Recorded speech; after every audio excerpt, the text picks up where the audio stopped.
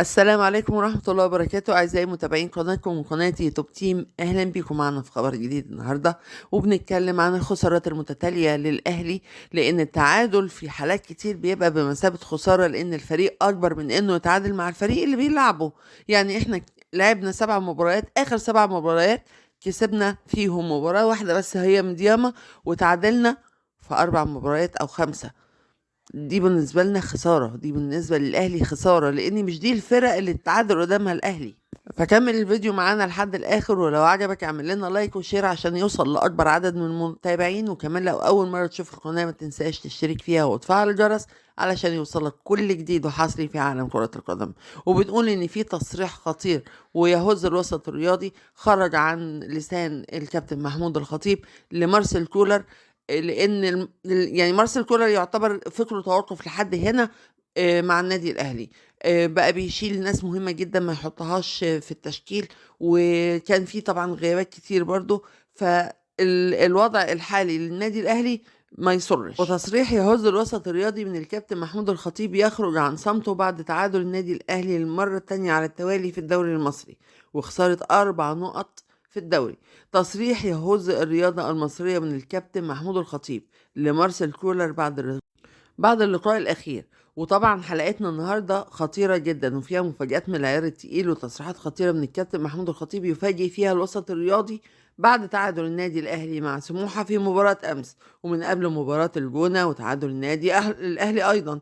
ولكن خرج الكابتن محمود الخطيب برسالة خطيرة، والرسالة دي كانت لإدارة التخطيط والجهاز الفني للنادي الأهلي واللاعبين كمان.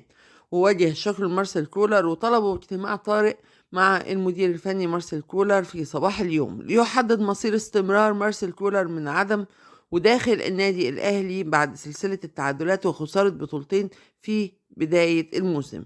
وكان من ضمن تصريحات الكابتن محمود الخطيب للكابتن خالد بيبو انه هيوقع غرامه ماليه على اللاعبين بسبب عدم تفهمهم وتقديرهم للبس الفانلة الحمراء وروح الفانلة الحمراء داخل الملعب، وان النادي الاهلي له صواب وله عقاب، ومن يتخاذل عن احراز البطولات داخل النادي الاهلي من لاعبين او مدربين يتم معاقبتهم، زي تقديم المستحقات المالية ليهم ومكافآت ليهم في حالة الفوز بالبطولة أو ببعض البطولات أو من عدمه في كل المباريات. لذلك قرر الكابتن محمود الخطيب بتعنيف الكابتن خالد بيبو باتخاذ اللازم، زي ما كان الكابتن سيد عبد الحفيظ من قبل. قرر الكابتن محمود الخطيب بإعلان اجتماع طارئ لبحث وضع النادي الأهلي في المباريات السابقة بخسارة بطولتين متتاليتين في دوري السوبر الأفريقي وفي السوبر الأفريقي. ولكن يا سادة، قرر الكابتن محمود الخطيب بتعنيف مارسيل كولر على ما يحدث للنادي الأهلي في الفترة الأخيرة، وبسبب الصفقات فاشلة التي لا تليق بمستوى النادي الأهلي ومنها أنتوني موديست.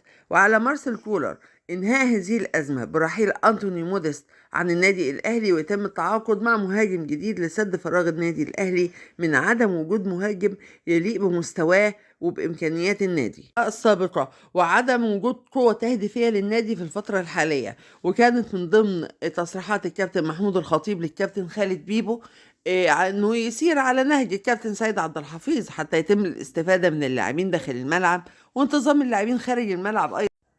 ويجب على الكابتن خالد بيبو أيضا توقيع غرامة مالية على اللاعبين بسبب استهتارهم بالمنافس وباللاعبين داخل الملعب وتضييع فرص وعدم اقتناص فرص حقيقية في إحراز الأهداف في المباريات السهلة اللي عدت على النادي الأهلي وما كسبش فيها، مباراة سموحة ومباراة الجونة كمان. ومش هنتنازل عن الدوري في الموسم اللي احنا فيه ده، ومش هنتنازل عن أي بطولة إفريقية يخوضها النادي الأهلي في الفترة الحالية، حتى لو استوجب الأمر لرحيل مارسيل كولر خالص عن النادي الأهلي بعد اللاعبين الأساسيين داخل الملعب الذين يلعبون بدون فاعلية على المرمى في الفترات السابقة. وده يا سادة كانت التصريحات شفوية من الكابتن محمود الخطيب قبل إعلان اجتماع طارئ.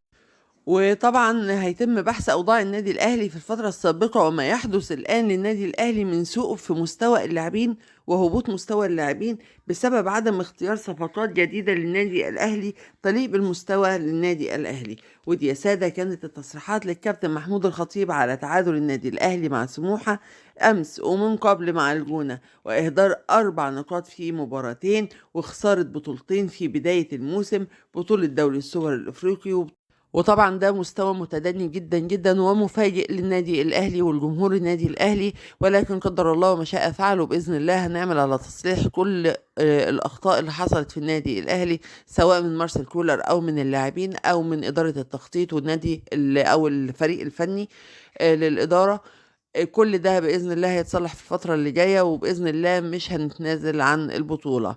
وبكده نكون وصلنا لنهاية حلقتنا النهاردة. لو انت وصلت معانا لحد آخر الفيديو ما تنساش بقى تحط لايك وتعمل شير عشان يوصل لأكبر عدد من المتابعين، وتشتركوا في القناة وتفعلوا الجرس عشان يوصلكم كل جديد وحصري في عالم كرة القدم. كنتم مع توب تيم. السلام عليكم ورحمة الله.